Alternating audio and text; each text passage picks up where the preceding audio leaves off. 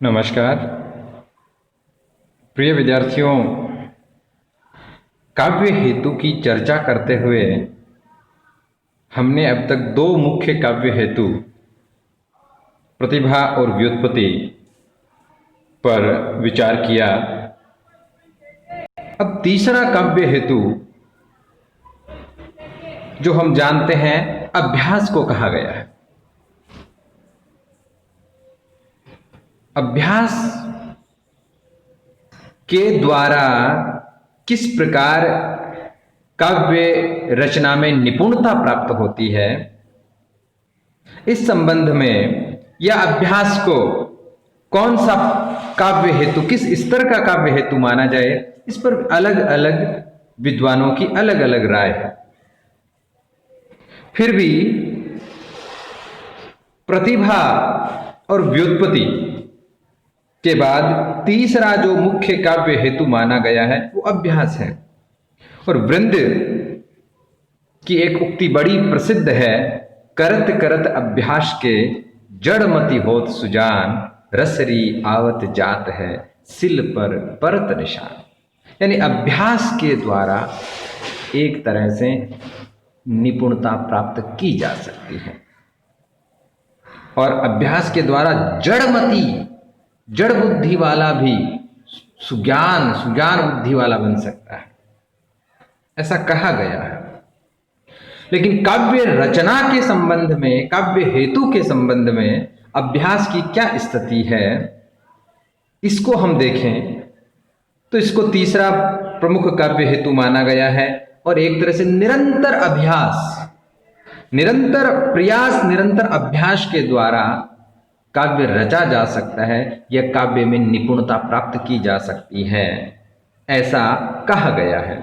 और अभ्यास को काव्य हेतु मानने वालों में दंडी का प्रमुख स्थान है।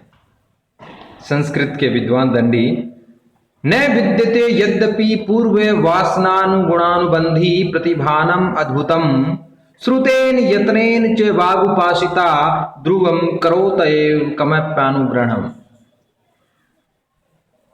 दंडी ये मानते हैं कि भले ही पूर्व संस्कार यानी जन्मजात पूर्व संस्कारों के रूप में अद्भुत प्रतिभा विद्यमान न भी हो, तो भी यत्न प्रयत्न सत्संग और अध्ययन से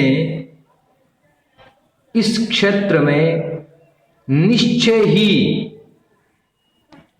निपुणता प्राप्त की जा सकती है। यानी अगर प्रयत्न करते हैं, सत्य कवियों की सत्संगति है और अध्ययन के द्वारा आप प्रयास करते हैं तो सरस्वती का आपको आशीर्वाद प्राप्त होता है।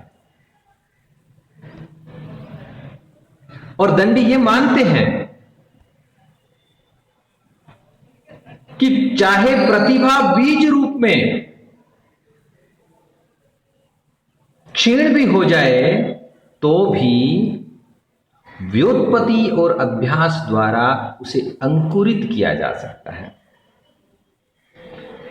बात सीधी सी है कि प्रतिभा प्रमुख काव्य हेतु है, इसमें कहीं संदेह नहीं है, लेकिन अभ्यास भी उस प्रतिभा को और अधिक परिष्कृत करता है। और अभ्यास, बिना अभ्यास के काव्य रचना के क्षेत्र में परिष्कृति, संस्कारिता आना उतना सरल नहीं है। इसलिए दंडी ये मानते हैं कि व्युत्पत्ति और अभ्यास के द्वारा प्रतिभा का जो रूप है अगर क्षीण भी हो रहा है तो उसे पुनः अंकुरित किया जा सकता है। और यही कारण है कि कवि, रचनाकार अपने भावों को अभिव्यक्त करने के लिए किस रूप में, किस तरीके से, किस लय में उसे अभिव्यक्त करना है, इसके लिए वो अभ्यास भी करते हैं और ये अभ्यास ही उन्हें पारंगत बनाता है। तो तीसरा काव्य हेतु जो हमने अभ्यास के बारे में चर्चा की, हमें सिर्फ इस बात को समझ के रखना है कि प्रमुख काव्य हेतु प्रतिभा है और दो गौण काव्य हेतु रूप में जिन्हें माना गया है वो व्युत्पत्ति और अभ्यास है। एक तरह से प्रतिभा जन्मजात होती है, प्रतिभा अद्भुत होती है, प्रतिभा पूर्व संस्कारित होती है, और व्युत्पत्ति और अभ्यास अपने प्रयत्नों के द्वारा अर्जित होते हैं। तो हम यह भी कह सकते हैं कि प्रतिभा अद्वितीय शक्ति होती है। प्रतिभा जन्म के साथ आती है, लेकिन व्युत्पत्ति और अभ्यास दोनों अर्जित किए जाते हैं, और जिसका अर्जन होता है वो भी महत्वपूर्ण होता है। ऐसा नहीं है कि जन्मजात जो है वही श्रेष्ठ है। फिर भी क्योंकि बिना प्रतिभा के व्युत्पत्ति और अभ्यास के द्वारा काव्य रचना उस रूप की संभव नहीं है जिसे वास्तव में काव्य कहा जाए, इसलिए प्रतिभा को प्रमुख माना गया है। तो हम यह कह सकते हैं कि प्रतिभा काव्य हेतु के रूप में बीज है और व्युत्पत्ति और अभ्यास मिट्टी और जल है। तीनों का संतुलन ही काव्य हेतु का प्रमुख कारक बनता है, काव्य रचना को संस्कारित करता है, काव्य रचना को परिष्कृत करता है और रचना को पाठकों तक उस भावात्मक रूप में पहुंचाने का काम करता है। तो विद्यार्थियों, हमने काव्य हेतु के रूप में जो काव्य शास्त्र का हिस्सा है और परीक्षा की दृष्टि से बहुत महत्वपूर्ण है, और सबसे बड़ी बात यह है कि अब तक आपने अपने अध्ययन में काव्य हेतु, काव्य प्रयोजन, काव्य लक्षण, इनके बारे में कभी अध्ययन नहीं किया। इसलिए हो सकता है थोड़ा सा आपको ये मुश्किल लगे, लेकिन आप इसमें जब रुचि लेकर इसको समझेंगे तो आपको बड़ा आनंद आएगा और परीक्षा की दृष्टि से आपके लिए बहुत सहायक भी होगा। तो हमने 3 काव्य हेतुओं पर चर्चा कर ली है।